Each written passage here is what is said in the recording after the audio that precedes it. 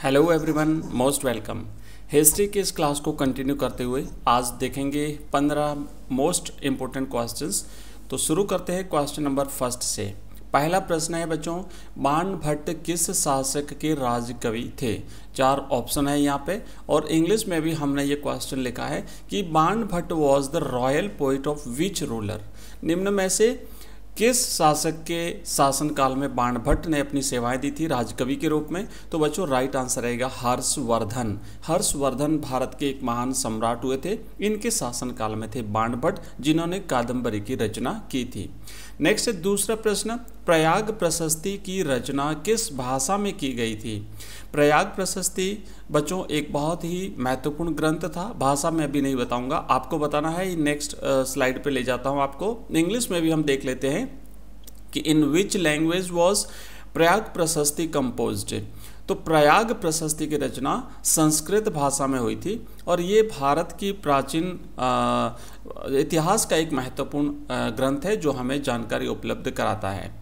अगला प्रश्न है, सातवाहन राजाओं से विवाह करने वाली रानियों के नाम किन गोत्रों से उद्धृत होते थे? इंग्लिश में क्वेश्चन है कि from which gotras did the names of the queens who married Satavahana kings originated? तो बच्चों राइट आंसर है गौतम और वशिष्ठ गोत्रों से उनके नाम उद्धृत थे। एक बात और भी है कि ये जो सातवाहन शासक थे ये अपने नाम के साथ अपनी माताओं का नाम भी जोड़ते थे, जैसे गौतमी पुत्र सातकर्णी। तो आंसर यहाँ पे हिंदी और इंग्लिश दोनों लैंग्वेज में दिया हुआ है। जो बच्चे इंग्लिश मीडियम के हैं उनको भी हेल्प हो जाएगी और बड़े इंपॉर्टेंट क्वेश्चंस हैं। आगे बढ़ते हैं। नेक्स्ट प्रश्न है हमारा, थेरी गाथा बौद्ध ग्रंथ किस पीटक का हिस्सा है? अब पहले तो आपको ये याद रखना है कि थेरी गाथा जो है ये एक बौद्ध ग्रंथ है, क्योंकि कई बार ये प्रश्न पूछा जा सकता है, ऑब्जेक्टिव में भी आ सकता है कि थेरी गाथा किस धर्म से संबंधित है? जैन धर्म, हिंदू धर्म, बौद्ध धर्म या और कोई पूछा जा सकता है ऑप्शन। तो पहली बात तो ये बौद्ध धर्म ग्रंथ का एक हिस्सा है और साथ ही साथ ये है कि जो पीटक ग्रंथ हैं, त्रिपीटक, बौद्ध धर्म में 3 पीटक है, अभिधम पीटक, विनय पीटक और सुत्त पीटक। तो ये पीटकों से रिलेटेड भी क्वेश्चन पूछा जा सकता है। अभी फिलहाल ये है कि थेरी गाथा जो है वो कौन से पीटक का हिस्सा है बच्चों? वो सुत्त पीटक का हिस्सा है। आंसर इंग्लिश में भी क्वेश्चन एंड आंसर है कि Theri Gatha Buddhist text is a part of which Pitaka? तो ये लिखना है आपको सुत्त पीटक। 5वां प्रश्न है, बर्नियर के अनुसार पश्चिमी भारत में व्यापारियों के समूह क्या कहलाते थे और उनके मुखिया को क्या कहते थे? तो पश्चिमी भारत में व्यापारियों का जो समूह होता था वो महाजन के नाम से जाना जाता था और उनका जो मुखिया होता था वो सेठ कहलाता था। आज भी व्यापारी जो होते हैं बड़े, उन्हें महाजन कहते हैं और सेठ भी उन्हें कहते हैं। इंग्लिश में है कि according to Bernier what were the groups of traders in western India called? And next question है, what was their leader called? बच्चों यहाँ पे देखिए कि जैसे ये प्रश्न है इसके 2 हिस्से हैं, है ना। एक तो यहाँ तक है कहलाते थे और उसके बाद है कि उनके मुखिया को क्या कहते थे। इस तरीके से अगर प्रश्न आपका 2 या 3 हिस्सों में आता है तो उसका नंबर भी इसी तरीके से डिवाइड होगा, आपको 2 या 3 हिस्सों में उसका आंसर भी देना पड़ेगा। 6वां प्रश्न है, नैनार कौन थे? बच्चों नैनार शिव भक्त संत थे। वे एक स्थान से दूसरे स्थान पर भ्रमण करते हुए तमिल भाषा में अपने इष्ट की स्तुति में भजन गाते थे और इनकी संख्या जो थी वो 63 थी। इसी तरीके से एक अलवार संत भी हुए हैं जो भगवान विष्णु को अपना आराध्य मानते थे। तो ये नैनार और अलवार ये दक्षिण भारत में 2 संत परंपराएं थी। इंग्लिश में क्वेश्चन लिखा हुआ है कि हु वर नैनार्स? तो आंसर लिखेंगे Nainar was a Shiva devotee saint. While traveling from one place to another, he used to sing hymns in Tamil in praise of his god Shiva. Their number was 63. तो ये total जो है वो संख्या में 63 थे। और ये जो संत थे अलवार और नैनार, इन दोनों ही संप्रदायों में स्त्री भक्त भी हुई है। आगे हम आने वाली हमारी क्लासेस में उनके भी नाम देखेंगे क्योंकि वो भी प्रश्न पूछे जाते हैं। अगला प्रश्न है हमारा 7वां, पुरा वस्तुओं के आधार पर बताइए कि हड़प्पा वासी किनकी पूजा करते थे। तो हड़प्पा सभ्यता के विभिन्न स्थलों से जो खुदाई हुई और खुदाई में जो चीज़ें हमें प्राप्त हुई, जो मृदभांड और बाकी सारी चीज़ें, तो उसमें उन चीज़ों के आधार पर हम ये कह सकते हैं कि हड़प्पा वासी मातृ देवी की पूजा करते थे, क्योंकि एक मातृ देवी की मूर्ति प्राप्त हुई है। आद्य शिव की भी पूजा करते थे, पशु पक्षियों की, वृक्षों की और लिंग पूजा भी करते थे, जैसा कि हम आज भी शिवलिंग की पूजा करते हैं। तो इस तरीके से ये पता चलता है कि हड़प्पा वासी इन समस्त चीज़ों की पूजा करते थे।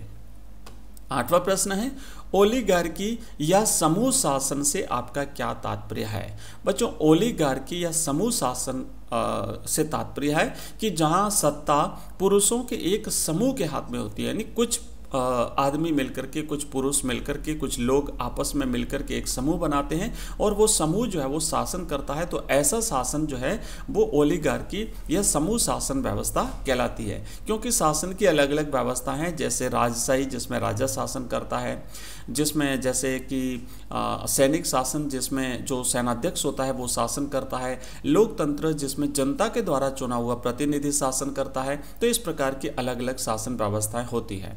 9वां प्रश्न है, अर्थशास्त्र का रचयिता कौन था, इसका क्या ऐतिहासिक महत्व था। 2 भागों में प्रश्न है, तो आंसर भी 2 भागों में देंगे। अर्थशास्त्र के रचयिता कौटिल्य या चाणक्य को माना जाता है। चंद्रगुप्त मौर्य के प्रधानमंत्री कौटिल्य या चाणक्य, इन्होंने अर्थशास्त्र की ग्रंथ की रचना की थी। इसमें मौर्यकालीन सैनिक और प्रशासनिक संगठन तथा तत्कालीन सामाजिक अवस्था के बारे में विस्तृत विवरण मिलता है। तो अर्थशास्त्र किसके बारे में है, उस समय की नाम इसका अर्थशास्त्र है। ऐसा लगता है जैसे कि ये किसी वित्त के लेन देन से संबंधित शास्त्र होगा, लेकिन ऐसा बिल्कुल भी नहीं है। मौर्यकालीन प्रशासनिक व्यवस्थाओं के बारे में, मौर्यकालीन सैनिक शासन के बारे में, मौर्यकालीन सामाजिक अवस्था के बारे में इस ग्रंथ में हमें संपूर्ण जानकारी मिलती है। 10वां प्रश्न है कि बुद्ध के जीवन से जुड़े 4 स्थानों का उल्लेख कीजिए। तो बुद्ध के जीवन से जुड़े 4 महत्वपूर्ण स्थान हम इस प्रकार लिखेंगे। पहला है लुम्बिनी, जहां पर भगवान बुद्ध का जन्म हुआ था। दूसरा है बोध गया, जहां पर भगवान बुद्ध को ज्ञान प्राप्त हुआ था और उसके बाद वो बुद्ध कहलाए। उसके बाद सारनाथ, जहां भगवान बुद्ध ने अपना पहला उपदेश दिया था। और लास्ट है कुशीनगर, जहां पर भगवान बुद्ध को निर्वाण प्राप्त हुआ था। चारों स्थल याद रखेंगे, इंपॉर्टेंट प्रश्न है, अच्छी तरह से याद रखना है। इसके अलग प्रकार से भी प्रश्न बन सकते हैं।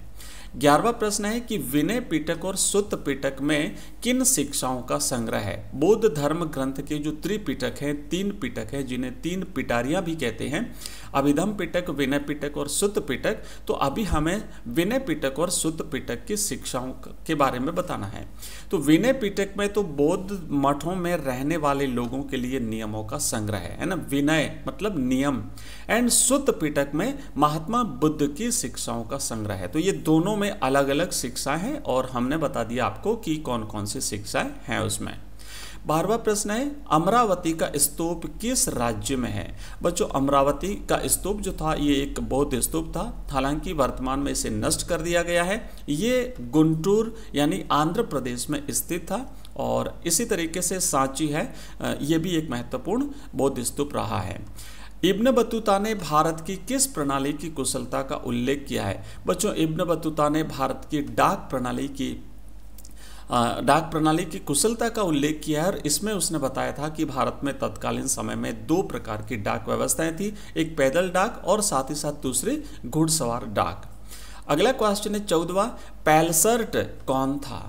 तो बच्चों आप लिखेंगे कि पैलसर्ट एक डच यात्री था जिसने 17वीं शताब्दी में भारत की यात्रा करी थी। और हमारी आज की क्लास का अंतिम प्रश्न है, बर्नियर के अनुसार भारत और यूरोप के बीच मूल भिन्नता क्या थी। फ्रांसवा बर्नियर जो फ्रांस का एक निवासी था, भारत की यात्रा पर आया था, उसने भारत को हमेशा यूरोप से नीचा दिखाने का प्रयास किया है अपने ग्रंथ में।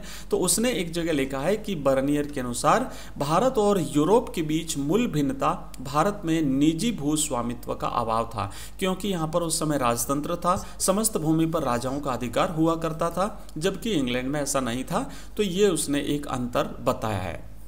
तो ये आज की हमारी इस क्लास में हमने 15 इंपॉर्टेंट क्वेश्चंस किए हैं। ये सीरीज हमारी लगातार ऐसे ही चलती रहेगी। रोज सुबह आपको 7 बजे ये हमारी क्लास मिलेगी और इसके इंपॉर्टेंट क्वेश्चंस, ये पीडीएफ जो हमने देखी है, प्रश्न जो पढ़े हैं इसकी पीडीएफ और साथ ही साथ इसकी रिकॉर्डेड क्लास आपको हमारे ऐप में मिलेंगे। हमारे ऐप का लिंक हमारे व्हाट्सएप ग्रुप और हमारे टेलीग्राम चैनल है, इन सभी का लिंक इस वीडियो के डिस्क्रिप्शन में दिया हुआ है। शाम को 6 बजे आपको ज्योग्राफी की क्लास मिलेगी, रात को 8 बजे हमारी लाइव क्लास आती है। अगर आप ज्वाइन करना चाहते हैं तो व्हाट्सएप ग्रुप, टेलीग्राम चैनल को ज्वाइन कर लीजिए ताकि उसका नोटिफिकेशन आपको मिल जाएगा। मिलते हैं अगली क्लास में, तब तक के लिए जय हिंद, जय भारत।